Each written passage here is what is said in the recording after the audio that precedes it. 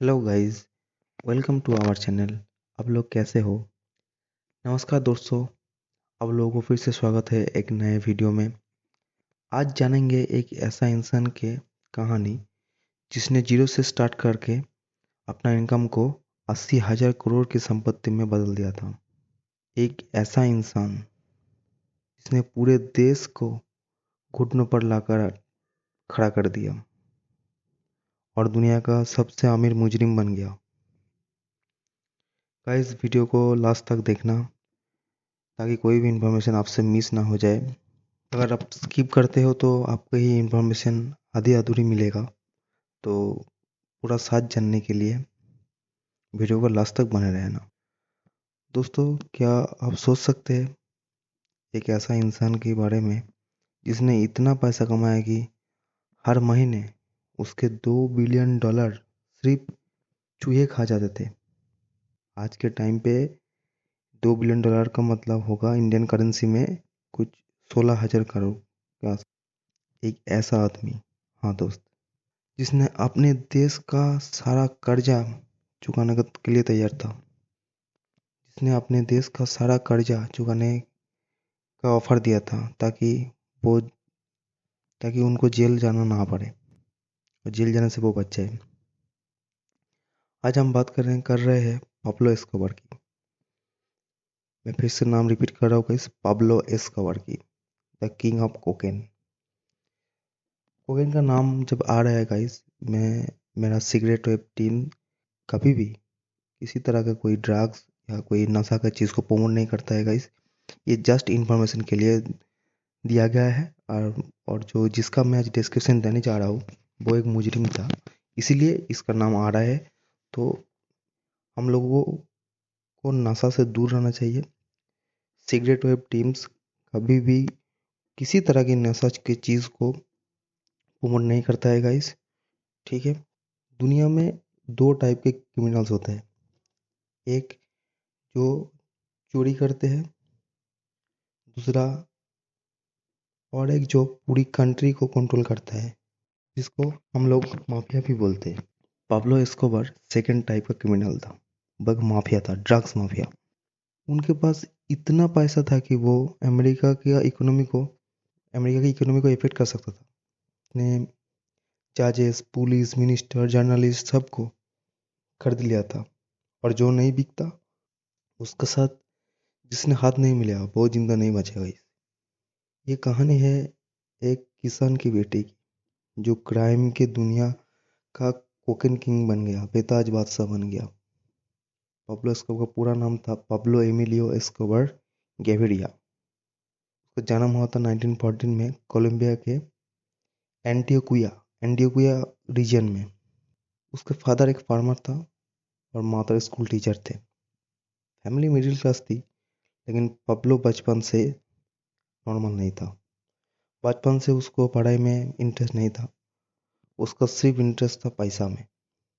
बचपन से ही वो एक अजीब पर्सनालिटी का था। उसका स्कूल के टीचर हमेशा उसके रिपोर्ट्स में लिखता था कि पाब्लो इंटेलिजेंट है पर डेंजरस भी है। उसका ड्रीम सिंपल था, रिच बनना, फास्ट बनना है और किसी से डरना नहीं है। ये सिंपल फंडा उनका था। उसका एक दोस्त ये बात खुलासा किया है कि 12 साल की उम्र में ही वो बोलता था, मुझे प्रेसिडेंट बनना है या मिलियनियर, दोनों में से कुछ तो मैं बनूंगा, मैं ऐसे नहीं जीऊंगा। वो खुद बोलता था स्कूल डेज में। पर प्रॉब्लम थी, उसके पास एजुकेशन नहीं था, स्किल्स नहीं था, तो उसने शॉर्टकट चूज किया। क्या है वो? क्राइम का रास्ता, वो जुल्म का रास्ता पकड़ लिया। टीनेज से ही वो क्राइम स्टार्ट कर दिया था। पहला फेक लॉटरी टिकट बेचते थे वो लोग, दूसरा वो फेक स्कूल सर्टिफिकेट बनाते थे, तीसरा कार चोरी करके बेचते थे, चौथा टॉम स्टोन को चुरा के बेचते थे, पांच सिगरेट का स्मगलिंग करते थे, छह किडनैपिंग करते थे। ये उन लोगों का काम था। टीनेज से ही वो एक क्रिमिनल बन चुका था। एक इंसिडेंट बहुत फेमस है। उसने एक बार एक बिजनेसमैन को किडनैप किया और बदले में बहुत पैसा मांगा। जब बिजनेसमैन की फैमिली ने पैसा देने से इनकार कर दिया और थोड़ा सा डिले किया, एस्कोबार ने उसको मार दिया। यहीं से उसकी रेपुटेशन बनी, क्राइम वर्ल्ड में उसको एंट्री मिल गया, बड़े बड़े क्राइम क्रिमिनल लोग उससे मिलने लगे। 1970s में अमेरिका में हिपी कल्चर चालू हो गया था। ड्रग्स का डिमांड सडनली बहुत बढ़ गया था। कोलंबिया में कोका प्लांट आसानी से ग्रो करता है। एस्कोबार ने कैलकुलेट किया, यही तो गोल्ड गोल्ड माइन है। उसने दिमाग लगाया कि यहीं से कोकेन को मैं सप्लाई करूंगा। उसने कोकेन प्रोड्यूसर को यूनाइटेड किया। जितने भी लोग जो कोकेन उगाते थे सबको एक जगह एक छत के अंदर लेकर आया और मेडलियन कार्टेल नाम का एक ग्रुप बना डाला। एस्कोबार का ब्रेन बिजनेस लेवल का था। उसने ड्रग्स को सप्लाई करना चालू कर दिया। उसने ड्रग्स अमेरिका भेजने के लिए बहुत सारा मेथड यूज़ किया था। उसने पूरा अमेरिका में 80% ड्रग्स को सेल करता था। पहला, प्राइवेट एयरक्राफ्ट डेली फ्लाइट से वो लोग भेजते थे। दूसरा, अंडर वाटर सबमरीन से भेजते थे। तीसरा, कैरिबल आइसलैंड का यूज़ करके वो लोग भेजते थे। चौथा, बॉर्डर ऑफिसर्स को ब्राइब देकर तो सामान पास कराते थे। पांचवा, वुमेंस का हैंडबैग बना के वो लोग भेज देते थे। और शायद बेबी का डायपर्स में वो लोग डाल के भेज देते थे कोकेन। पाब्लो एस्कोबार पकड़ जाने के बाद एक पायलट ने एक इंटरव्यू में कहा, हर फ्लाइट में इतना कोकेन होता था कि एक पूरा शहर नशा कर सकता था। 1980s तक यूएसए का 80% कोकेन पाब्लो एस्कोबार के नाम से सप्लाई होता था। एस्कोबार की इनकम इतनी थी कि नंबर से गिनना इसको मुश्किल है। उसका डेली अर्निंग था कुछ अप्रॉक्स 60 से 70 मिलियन यूएस डॉलर्स। धीरे धीरे एस्कोबार ने अपना प्राइवेट किंगडम बनाया। एक बार उसका बेटी को बहुत ज़्यादा ठंड लग रहा था। एक रात में वो शायद 4 से 5 बिलियन डॉलर जला दिए थे आग में, शरीर को गर्मी देने के लिए। एस्कोबार ने हकिंगटन नेपल्स नाम का एक मेंशन बनाया। ये मेंशन नहीं, एक छोटा सा कंट्री था। आप लोग जानते हो, आप लोग सोचोगे तो हैरान हो जाओगे इस क्या क्या था इसमें, इस मेंशन के अंदर क्या क्या फैसिलिटी था। पहला, प्राइवेट जू जहाँ पर रियल एनिमल्स रहते थे। दूसरा, एयरपोर्ट रनवे था। तीसरा, आर्टिफिशियल लेक। चौथा, बड़े बड़े स्टैचूज। पांचवा, 20 से भी 20 से भी ज़्यादा अलग अलग अपार्टमेंट था उस मैंसन के अंदर। और भी बहुत सारा फैसिलिटीज वहाँ पर अवेलेबल थे। इसके बाद सिर्फ गैंगस्टर नहीं, वो पॉलिटिशियन भी बनना चाहता था। उसका पॉलिटिक्स में भी बहुत ज़्यादा इंटरेस्ट था। 1982 में वो कोलंबिया पार्लियामेंट का अल्टरनेट मेंबर बन गया।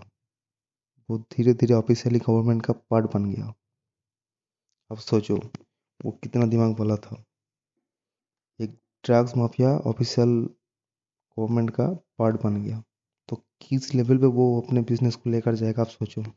जब एक मिनिस्टर ने उसका क्राइम पास्ट को एक्सपोज कर दिया, एस्कोबार ने उस मिनिस्टर को भी मार दिया। उस दिन से गवर्नमेंट वर्सेस एस्कोबार का युद्ध स्टार्ट हो गया। उस दिन से गवर्नमेंट, पूरा कोलंबिया गवर्नमेंट ने उसको ढूंढने लग गया था। जब गवर्नमेंट ने उसको रियल जेल शिफ्ट करने का ऑफर दिया तो एस्कोबार भाग गया। एस्कोबार सिर्फ क्रिमिनल नहीं था, वो पब्लिक हीरो भी थे। वो गरीबों का मसीहा था। गरीबों के लिए बहुत काम किया उन्होंने। ये एक अच्छा ही उनमें था। गरीबों के लिए घर बनाया उन्होंने, गरीबों के लिए पुल बनाया। गरीब लोगों को बहुत बहुत ज़्यादा सपोर्ट करता था, इसीलिए वो लोग उनको मसीहा भी मानते। एक ऐसा क्रिमिनल जिसका पब्लिक फिगर भी था, वो एक पब्लिक फिगर। गरीब लोग उसको रॉबिनहुड ऑफ कोलंबिया बोलते थे, क्योंकि गवर्नमेंट उन लोगों का हेल्प नहीं करता था, लेकिन एस्कोबार करता था।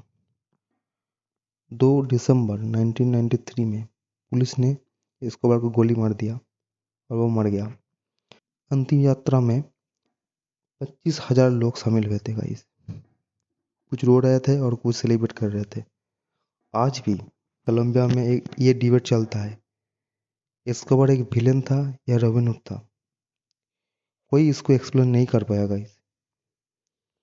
और यही क्राइम का असली सच्चाई है गाइस। क्राइम तुम्हें जल्दी ऊपर ले जाता है पर उतरता बहुत बुरा है। इस खबर ने जीते जी बहुत अच्छा काम किया लेकिन बहुत बुरा चीज़ भी किया। उसने पूरा अमेरिका के 80% यूथ को ड्रग एडिक्ट कर दिया था। ये बहुत बुरा किया उन्होंने। इसीलिए पूरा American military, Colombian military and FCI shield सब मिल के उनको पकड़ा। तो आपको इस कहानी कैसा लगा गाइस, कमेंट करके बताना। वीडियो को लाइक करना, अपने दोस्तों के साथ शेयर करना और चैनल को सब्सक्राइब करना गाइस।